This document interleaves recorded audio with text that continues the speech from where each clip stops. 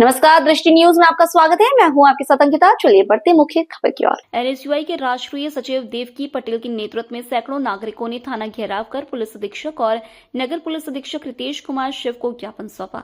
प्रदर्शनकारियों ने पुलिस पर गंभीर आरोप लगाते हुए कहा कि क्षेत्र में गांजा, शराब और अन्य मादक पदार्थों की अवैध बिक्री धड़ल्ले से जारी है, जिससे असामाजिक तत्वों का मनोबल बढ़ रहा है और अपराध की घटनाओं में तेजी आई है। महिलाओं की सुरक्षा पर संकट, अपराधियों के हौसले बुलंद। प्रदर्शन का नेतृत्व कर रही देवकी पटेल ने पुलिस प्रशासन पर गंभीर आरोप लगाए। उन्होंने कहा कि क्षेत्र में नशे का अवैध कारोबार महिलाओं की सुरक्षा के लिए बड़ा खतरा बन चुका है। आए दिन महिलाओं और युवतियों के साथ छेड़छाड़ और अपराध की घटनाएं बढ़ रही हैं, लेकिन पुलिस प्रशासन मुखदर्शक बना हुआ है। उन्होंने यह भी आरोप लगाया कि कुछ पुलिसकर्मी इन अवैध गतिविधियों को संरक्षण दे रहे हैं, जिससे अपराधियों के हौसले बुलंद हैं और वे खुलेआम कानून की धज्जियां उड़ा रहे हैं। प्रमुख मांगे और चेतावनी। प्रदर्शनकारियों ने प्रशासन के समक्ष निम्नलिखित प्रमुख मांगे रखी।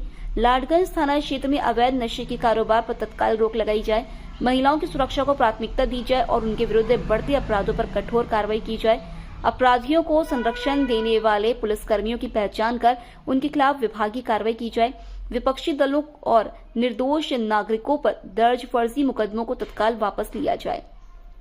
संगठन के पदाधिकारियों ने चेतावनी दी कि यदि प्रशासन ने शीघ्र उचित कदम नहीं उठाए तो शहर में व्यापक स्तर पर लोकतांत्रिक और शांतिपूर्ण प्रदर्शन किया जाएगा।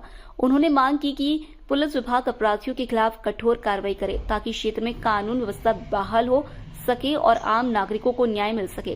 प्रदर्शन में शामिल प्रमुख लोग। इस विरोध प्रदर्शन में विधायक लखन घनघोरिया, पूर्व विधायक विनय सक्सेना, नेता प्रतिपक्ष अमरीश मिश्रा, मोना कौरव, विवेक अवस्थी, नीलेश जैन, पंकज पांडे, राजेश यादव, रज्जू सराफ, रितेश बंटी, पंकज पटेल, शफी खान सहित सैकड़ों नागरिक उपस्थित रहे। इस प्रदर्शन के बाद पुलिस प्रशासन ने मामले की गंभीरता को स्वीकार किया और कार्रवाई का आश्वासन दिया।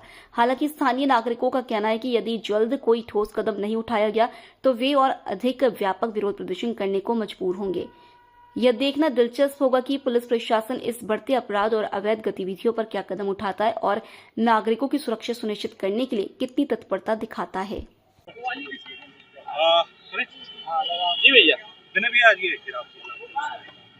बहुत दुर्भाग्यपूर्ण घटना है। आपने देखा होगा कि दिखने में एक छोटी सी बेटी है, जबलपुर शहर की बिटिया है, उसके साथ रात को गुंडे मारपीट करते हैं।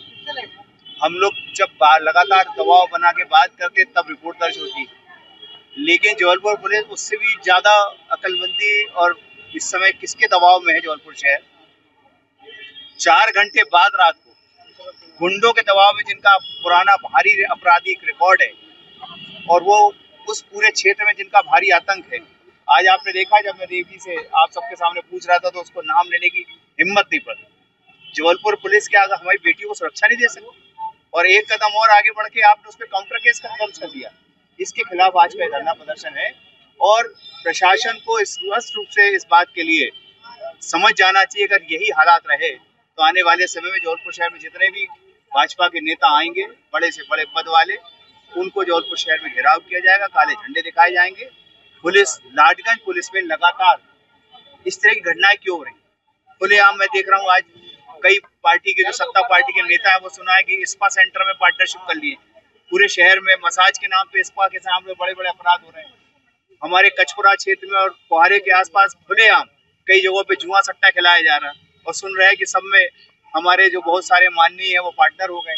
तो ये सब धंधे अगर चलेंगे तो जबलपुर शहर की आम जनता का क्या होगा? इस बात के लिए हम लोग को चिंता कह रही है कि आप बताइए कहाँ चल रहा है, हम कार्रवाई करेंगे। एक बात सुनो, पहले एक बार एक एसपी कराया था, किस अधिकारी में हिम्मत है विनय सक्सेना के साथ चल के जुआ सट्टा पकड़ने की? आप अपने चैनल से पूछवा लो, मेरे साथ भेज दो। हमारी एक युवा कांग्रेस एनएसयूआई की कार्यकर्ता जो सदैव सक्रिय रहती है और जनता की सेवा में हमेशा की तत्पर रहती है, देवकी पटेल ऊपर जो एक हमला हुआ और उस हमले में बाकायदा थाने से सहायता मांगी, रिपोर्ट की और उसकी रिपोर्ट में मुकदमा कायम नहीं हुआ, लेकिन घंटे 2 घंटे बाद जिन हमलावरों की रिपोर्ट पे भी काउंटर मुकदमा कायम हो गया देवकी के ऊपर। तो एक व्यवहारिक नजरिया होता है, पीड़ित पक्ष को सबसे पहले सुना जाता।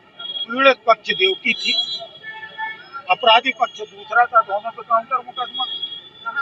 तो ये पुलिस की कहीं ना कहीं इसमें निकम्मापन था।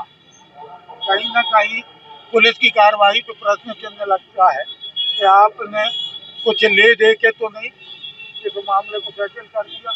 इसी प्रकार से एक दूसरा मामला हुआ था हमारे युवक कांग्रेस के साथी पंकज पटेल के साथ। कुछ समय पहले उसमें भी धरना प्रदर्शन हुआ, सबने स्वीकार किया अधिकारियों ने कि हाँ गलती हो गई, और जब गलती हो गई तो उस पर सुधार करना चाहिए। अभी तक आज के दिन तक उस पर कोई कार्रवाई नहीं। ये दोनों चीजों पे पुलिस अपनी कार्यविधि पर सुधार करे, ऐसा आज हमारा आग्रह था। चेतावनी के साथ साथ आगे यदि नहीं सुधरे तो फिर सुधारना हम लोग को। पुलिस का कहना है कि गैर जमानतदारों के तहत मामला दर्ज करके उन्हें जेल भेज दिया गया। उनको को तो भेज दिया गया, उसके लिए पुलिस को क्या करें अपन नागरिक अभिनंदन करें क्या? अपराधियों को जेल भेज दिया, मुकदमा कायम कर दिया। मामला इस बात का है कि जो पीड़ित पक्ष है उसके ऊपर आपने मुकदमा क्यों कायम किया, काउंटर क्यों बनाया? जब पीड़ित पक्ष एक लड़की है, क्या वो लड़की उन लड़कों से लड़ी है?